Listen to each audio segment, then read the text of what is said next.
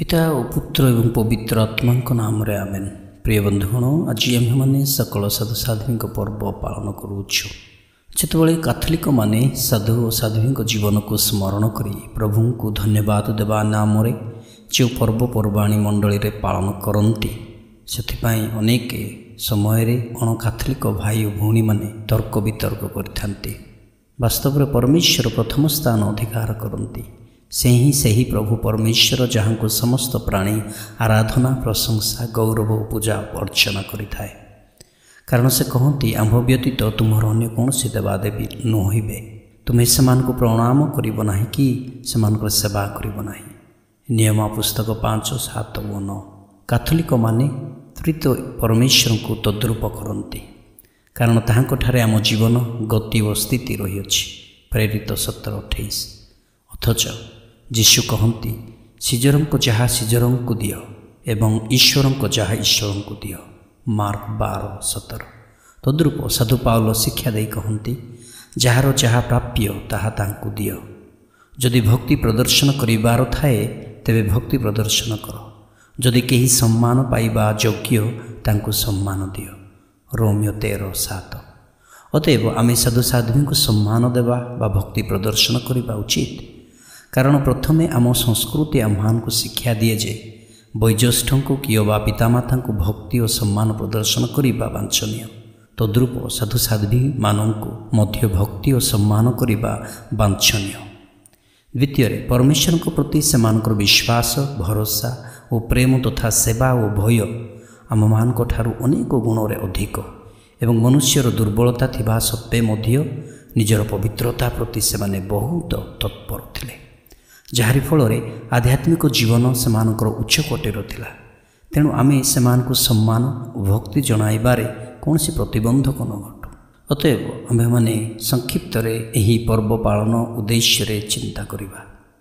प्रथम समस्त साधु साध्वी मानक दिन पालन उद्देश्य कैथोलिक मंडली स्वर्गर थिबा पवित्र लोक मान को अर्थात जना और अजना समस्त को स्मरण और सम्मान करिबा पई एही दिन को पालन करे।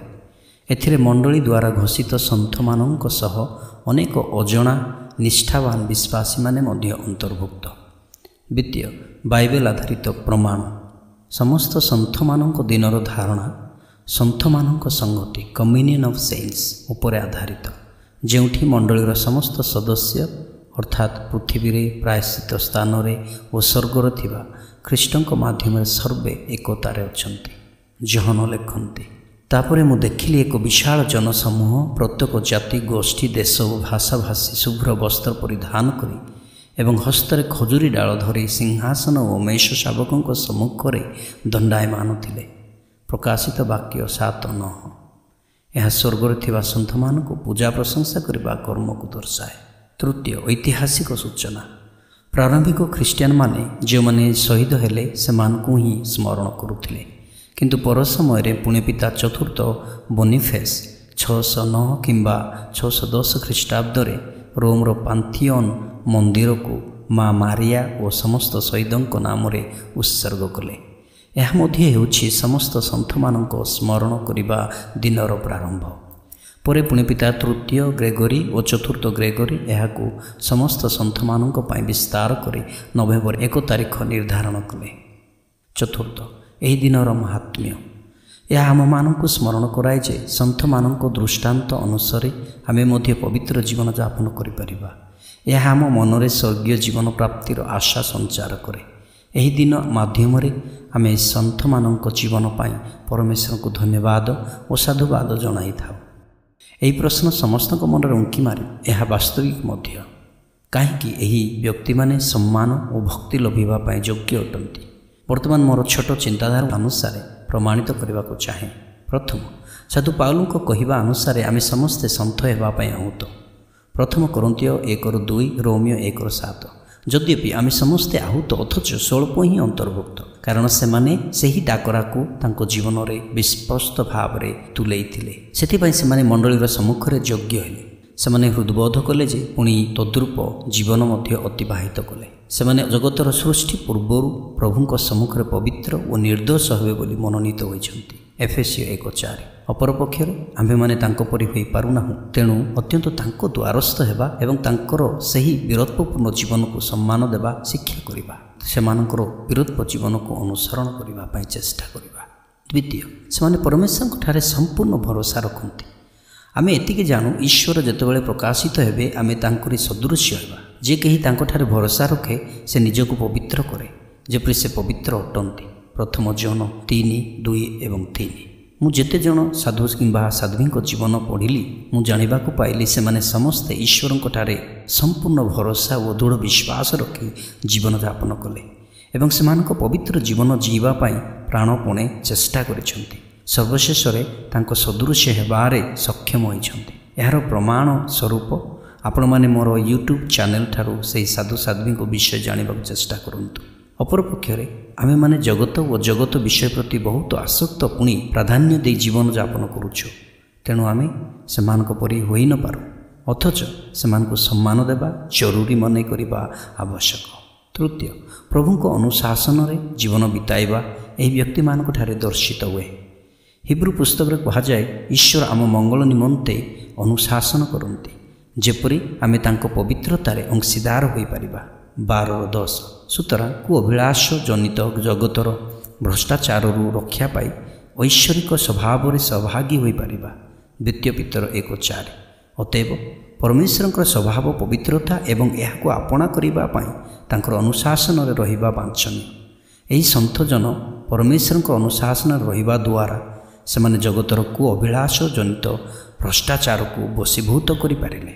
ଅପରପକ୍ଷରେ ଆମେ ନିଜ ସ୍ୱାଧୀନରେ ଜୀବନଯାପନ କରି ପରମେଶ୍ୱରଙ୍କୁ ବେଖାତିର ଓ ପ୍ରତ୍ୟାଖ୍ୟାନ କରି ଜାଗତିକ ଅଭିଳାଷପୂର୍ଣ୍ଣ ଜୀବନକୁ ଆପଣା କରୁଛୁ। ତେଣୁ ଆମେ ଆମ ଅଯୋଗ୍ୟତାକୁ ସ୍ୱୀକାର କରି ସେହି ସନ୍ଥମାନଙ୍କୁ ସମ୍ମାନ ଦେବା ଦରକାର।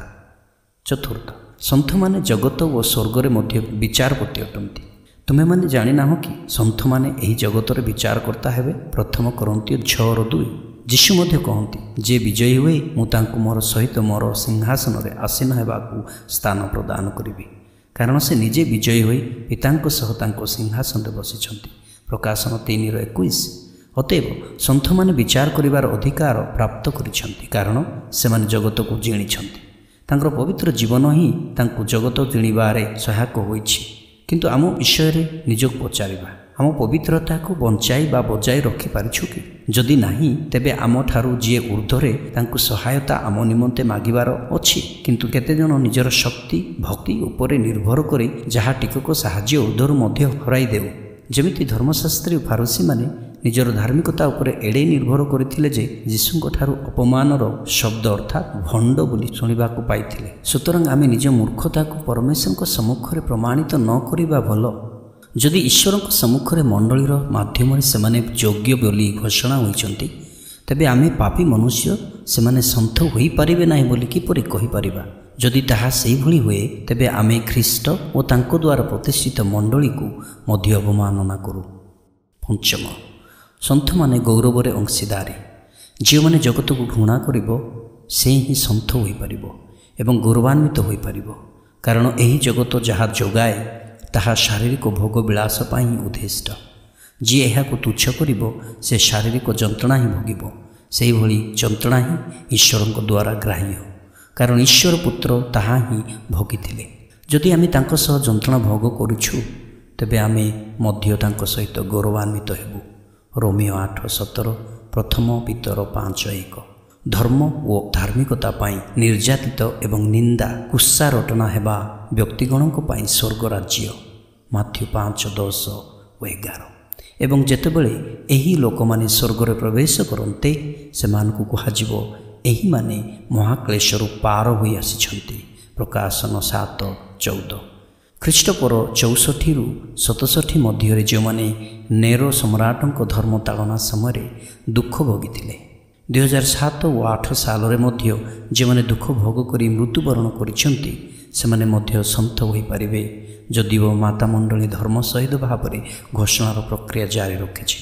ଏହିଭଳି ଭାବରେ ସାଧୁସନ୍ଥମାନେ ପରମେଶ୍ୱରଙ୍କ ନିମନ୍ତେ ଦୁଃଖ ଭୋଗ କରି ତାଙ୍କ ସଦୃଶ୍ୟରେ ରୂପାନ୍ତରିତ ହୋଇଥାନ୍ତି। ଅଧିକରୁ ଅଧିକ ଗୌରବରେ ତାଙ୍କର ସଦୃଶ୍ୟରେ ରୂପାନ୍ତରିତ ହେଉଛୁ। ଦ୍ୱିତୀୟ କରନ୍ଥୀୟ 3:18।